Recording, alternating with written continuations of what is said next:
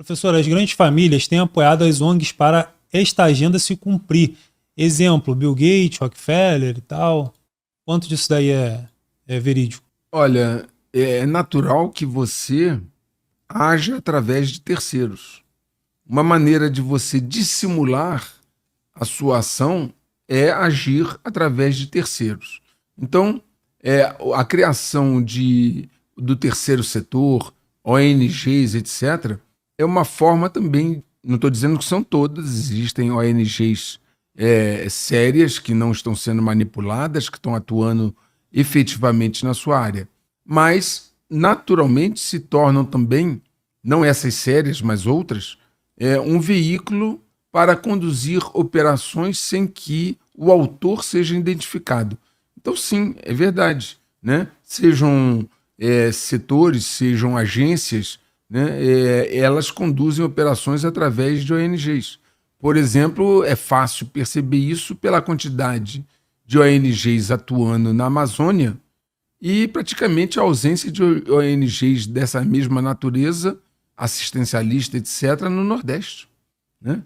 Por que você tem essa defasagem entre a quantidade de ONGs na Amazônia e no Nordeste, se em ambos os lugares existem pessoas carentes, em ambos os lugares existem pessoas necessitadas de apoio, não é?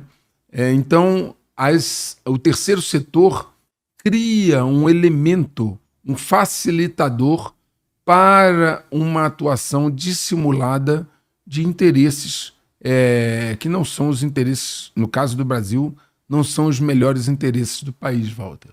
Certo. Teve o superchat também do André Dias, ele mandou aqui o seguinte: professor Luiz, quais as medidas prudenciais gerais para quem mora no Brasil em 2024, 2025? Zonas costeiras, litorais, regiões de baixa altitude. A pergunta dele é excelente porque é muito objetiva e é como eu disse, né? Nós temos uma máxima: mais vale uma gota de prática do que um oceano de teoria. É mais uma das nossas máximas. E isso fez toda a diferença, como eu falei, para quem está no Rio Grande do Sul. Então vamos lá, as medidas prudenciais de caráter material. Tenha sempre água potável, né? Triângulo da sobrevivência é água, comida e fogo. Então, água potável em quantidade significativa ou capacidade de produzi-la. Hoje você tem filtros, né, especiais, você compra na internet, filtros americanos, para 100 mil galões. Você coloca numa água cheia de lodo e sai água límpida do outro lado. Então, a primeira questão é água potável. Nós sobrevivemos algum tempo sem comer, mas não sem beber água. A segunda questão é alimentos não perecíveis ou cujo prazo de validade seja longo. Ok? Fazer um estoque desses alimentos. Veja bem, deixa eu fazer uma ponderação que também no canal me perguntam. Ah, mas se a comida estragar? Meu amigo, à medida que vai chegando o vencimento, você consome as que estão se aproximando do vencimento e compra novas. E repõe o estoque. Você tem que fazer a gestão do estoque. Ok? Além de água e comida, você precisa ter alguma quantidade de dinheiro em espécie. Principalmente, e se for possível, de moedas, de notas de pequeno valor. R$20, R$50. Por quê? Porque no momento em que houver pouco dinheiro em circulação, você vai ter dificuldade de fazer troco. Isso. Né? Então eu vou comprar algo que custa R$30. Se eu der uma nota de 50, eu vou perder 20 se ele não tiver troco. Se eu der uma nota de 100, eu vou perder 70. Então, notas de dinheiro, se possível, de pequeno valor. Você vai precisar também de remédios, principalmente se você faz uso de remédios de uso continuado. Né? Por exemplo, aqueles que têm problemas cardíacos, que tomam, por exemplo, um anticoagulante, você precisa ter um estoque para um período longo. Inclusive, deixa eu fazer uma pontuação. Teve agora um norte-americano que escreve sobre isso, é um economista, um cara famoso lá. Ele pediu para os americanos fazer estoque para 2 anos. E eu achei exagerado. Todavia, estou falando apenas para que vocês tenham uma referência. Ele pontua que o ideal é um estoque para 2 anos. Eu acho muito tempo. Ok? Você precisa ter anti-inflamatório, antibiótico, analgésico, uma pomada para queimaduras, tudo aquilo que você imagina que pode acontecer que não seja tão traumático a ponto de você não ter uma assistência, ok? E remédios de uso continuado. Então você já tem água, você tem comida, você tem dinheiro em espécie e você tem remédios. É desejável, se for possível, você ter algum meio de comunicação não tão convencional, como um rádio, como qualquer coisa que você possa, pelo menos, saber o que está acontecendo, mesmo que seja em rádio AM. Okay? Pilha. A pilha, né? E hoje temos pilha recarregável, né? Sim. Então, se você tiver na sua casa sistema de placas solares, tanto melhor. Porque você não vai depender da energia elétrica da rua e mesmo que ela só toque as tomadas e a geladeira, já está ok. Né? Outra coisa desejável é que você tenha algum sistema de iluminação. Velas. Olha, vela e fósforo nunca para de funcionar. Certo? Só não pode deixar o fósforo molhar. Aí não, né? Aí não, né? E também lanternas que hoje você tem que são recarregáveis de forma por solar e em dínamo, né? Que com movimento a energia se transforma e você tem a lanterna. Então, essas são as medidas prudenciais de caráter material. E as medidas prudenciais de caráter não material são um treinamento, um condicionamento para momentos de emergência. Porque, Glauber, não interessa nada disso se na hora você se desesperar e não souber o que fazer. Sim. Então você tem que se condicionar para esses momentos. Olha, eu estou falando isso, parece uma coisa hipotética, mas vou voltar a repetir algo que eu já disse aqui. Muitas pessoas no Rio Grande do Sul que seguem o canal, tivemos um encontro agora sábado do canal, vieram me agradecer por terem adotado essas medidas prudenciais. Falaram assim, professor, quando começou a água subir, falei, ainda bem que eu tenho água em casa, eu tenho comida em casa, eu tenho lanterna em casa, eu tenho vela. Então, isso sempre parece que não vai acontecer até o momento que acontece. Certo? E vou voltar a dizer, isso é um dispêndio, um gasto? Não. Aquilo que você não usar naquele momento, vai usar em outro. O remédio. Quando ele chegar próximo do vencimento, não é um consumo, um uso continuado, você vai usando ele e repondo. Eu faço isso, eu vou usando os remédios que estão mais próximos do vencimento e vou repondo outros com vencimento mais afastado. Não é questão de jogar dinheiro fora. Okay? Então, se você tem essas preocupações, e hoje vocês têm muitos sites de sobrevivencialismo. Sim. Nossa, hoje você tem recursos e técnicas aí que estão graças às redes sociais. Fizemos um episódio recente agora com o Luciano Tigre, então tá aí. Tem um episódio nosso só sobre isso. Excelente. Então, a pergunta dele também pode se reportar a esse episódio de vocês. Mas o mais importante, quando nós estudamos cases, né, como o Katrina e outros, uma coisa essencial é a postura diante do evento. Porque se a pessoa se desespera, se a pessoa não sabe lidar com a situação, tudo aquilo que ela fez se torna inócuo. Outra coisa é o seguinte, Glauber, não é só você, é o seu entorno. Não adianta você ter uma postura calma, tranquila, já ter tudo na sua cabeça. E a família não. E a família não. Começar a ter uma pessoa...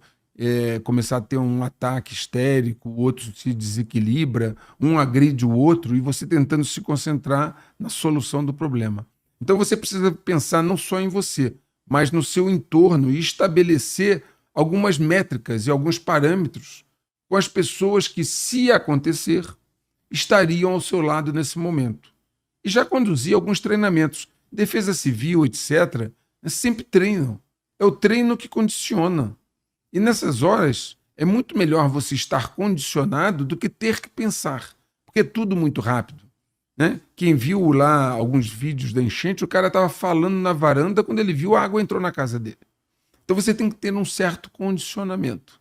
Okay? Então as medidas de cunho prudencial que foram fruto da pergunta agora, basicamente são essas. Okay? Você poderia dizer assim, e às vezes surge essa pergunta e eu já vou antecipar.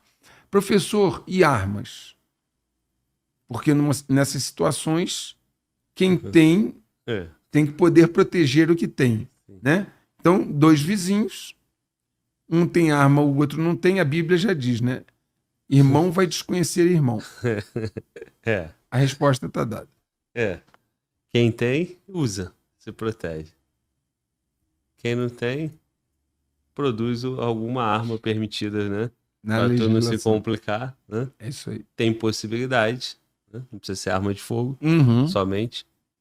Esse é um bom ponto. Há uma questão muito ligada de que só o que produz letalidade ou a capacidade de você se defender é arma de fogo. Uma pistola, um revólver, uma arma longa, raiada ou não, lisa. Não. Existem várias maneiras de você conseguir se defender, né? E aí que certamente você já entrevistou muitos especialistas aqui sobre esse tipo de assunto, ok? O importante é que você tenha um plano. Isso. O importante é que você saiba o que fazer, ok? Numa situação de emergência, o que eu vou fazer? Não é deixar para pensar na hora, é já ter este plano pronto, né? E estar condicionado para agir, ok? Muito bom, é isso aí. E tem conteúdo aqui também, né, do Marcão. Marcos Gimenez. Sobre facas, arma branca e tudo isso aí. Teve o superchat aqui do Observador, ele fala que a Rússia afundou a Agenda 2030, né, na Ucrânia, e o Hans Reinhold mandou aqui, ó. Essa teoria populacionista é de Thomas Robert Malthus, de 1778. Argumentou que os recursos de produção seriam excedidos pela população, provou estar errada. É incrível como ela perpetua até hoje. É um elemento malthusiano, realmente. Tá ok? E esses argumentos, né, eles enfrentaram muito pouca oposição na época, mas hoje fica claro, Walter, de que eles não se sustentam. Eles não encontram... Porque à medida que você desenvolve a tecnologia, você aumenta de maneira exponencial a eficiência e eficácia da produção de alimentos, que no Brasil, essa eficiência, essa eficácia produtiva é da porteira para dentro. Porque quando você vai da porteira para fora, você enfrenta a má qualidade das estradas, você enfrenta uma logística ruim, né? Quando nós falamos no sucesso do agronegócio, nós estamos falando de uma eficiência, uma eficácia da porteira para dentro. Por exemplo, nós há muito tempo discutimos e conversamos sobre uma logística, uma ferrovia que pudesse, num acordo com outros países, transpassar do Atlântico para o Pacífico. Fazer escoamento da produção. O Centro-Oeste tem um problema de logística. Por quê? Porque eu produzo no meio do continente e preciso escoar até os portos essa produção. E isso, naturalmente, encarece o produto. O produto sai da fazenda como um preço altamente competitivo. E já não chega com um preço tão competitivo porque nós temos um problema de logística. Então, até a porteira, a responsabilidade é do agricultor. Quando vai para a responsabilidade do Estado, que é da porteira para fora, a logística, os impostos, etc., aí começam os gargalos dentro da nossa produção. Então, o Centro-Oeste brasileiro provou que essa questão alimentar, se bem administrada, ela é uma falácia. De ter que reduzir a população porque não consegue produzir alimentos para todos. Acabou de chegar uma pergunta aqui, Glauber, foi do Fábio Quincel. Glauber, pergunta para o professor Luiz Antônio Peixoto Vale sobre a anomalia magnética situada entre a África e a América do Sul. Anomalia do Atlântico Sul, houve também um evento há pouco tempo, foi detectado e foi bastante divulgado, onde uma mancha escura subia pelo Atlântico. As organizações disseram que foi um mau funcionamento dos sensores, mas o fato é que nós estamos vendo uma mudança do campo eletromagnético, um enfraquecimento no Atlântico Sul, que já está em parte sobre o continente. O monitoramento que tem sido feito sobre essas alterações mostram que, de alguma forma, o campo eletromagnético do planeta está sendo afetado, seja pelas atividades solares ou por outra atividade cíclica. E, na verdade, Glauber, isso preocupa muito mais do que certos eventos provocados pelo homem, né? Então, há uma preocupação grande hoje de acompanhar esses eventos para ver se eles podem redundar em algo significativo ou se é algo passageiro e temporário. Pois é, e naquele cenário, né? Ou na realidade até aqui, que a nossa força é uma força de defesa, que o Brasil é um país de paz, que não tem conflitos e tal com outras nações, a gente não pode considerar que você pode sofrer, né? Essas situações climáticas, né? Sem dúvida. Ou então até mesmo ataques, né? Ocultos, né? Sim, sim. Porque esse tipo de ataque, como a gente comentou, ele tem o benefício de você ser de difícil detecção de quem é o autor dele. Ainda mais se você tem pouca estrutura para É. detectar Essa situação, qualquer tipo de ataque, né? É verdade. Então, é triste, né, cara? Porque a gente fica um pouco desesperançoso, né? A gente fica chateado como que as coisas que são conduzidas, né? Fora da realidade, das necessidades, né? Então, o brasileiro é tão carente com isso que qualquer notícia positiva ele já se enche de orgulho, né? Se uma autoridade de outra nação elogiar o Brasil, é notícia, não, o Brasil tá... É uma questão de autoestima. Aquela questão lá do Obama, o Lula é o cara. Pô, isso aqui repercutiu aqui no Brasil como se fosse o máximo, né? E outros eventos, né? Então, o Brasil vai fazer no futuro parte. É sempre aquilo que o senhor falou, né? O que você quer que aconteça e a realidade tem uma distância absurda, né? Confunde o desejo com a realidade, né?